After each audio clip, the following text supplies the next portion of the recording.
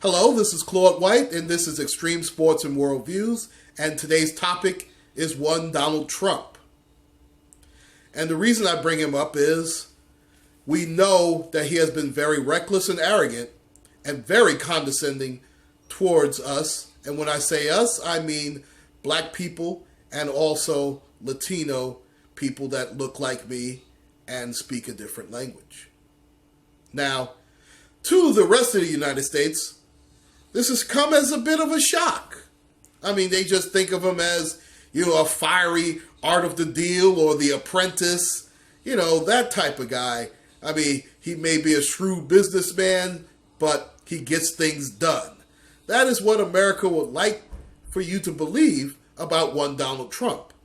But trust me, real New Yorkers like myself that were around the time that this came out know all too well that this is nothing new about one Donald Trump.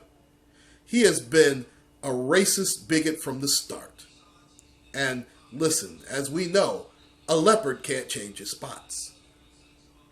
And how do we know this as true New Yorkers? Well, let me tell you the story of Donald Trump and the Central Park Five. Now, for those of you who were born after 1989, well, back at that time, there was a woman known as the Central Park Jogger, whose her real name is Tricia Mealy. Now, she was raped and left for dead. In fact, she was in a coma for about 3 to 4 days, if I'm not mistaken.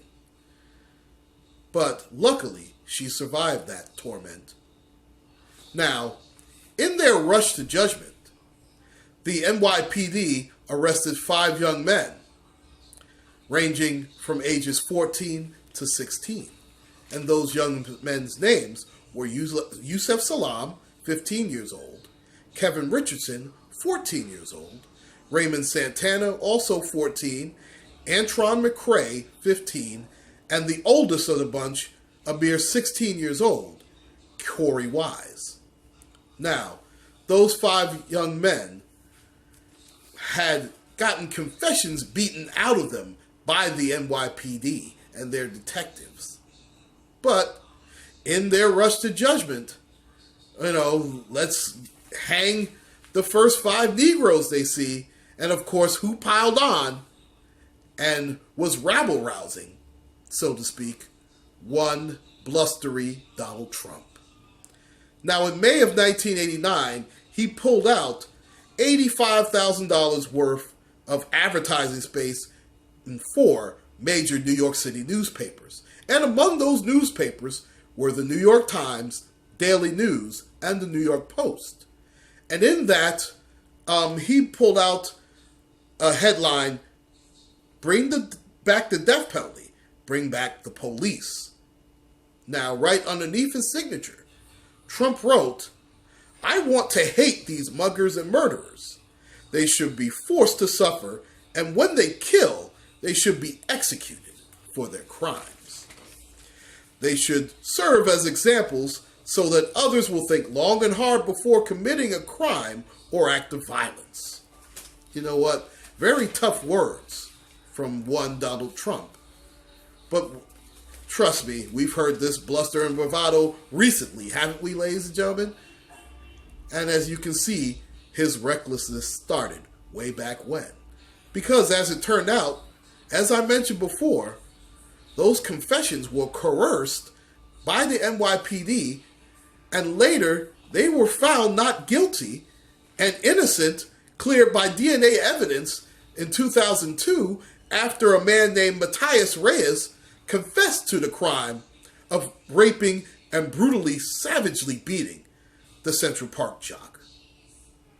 Now, as I mentioned, all 5 of the Central Park Five were exonerated and later released from prison. And, of course, they sued the city of New York. They originally sued for $250 million, but they settled out of court for $41 million.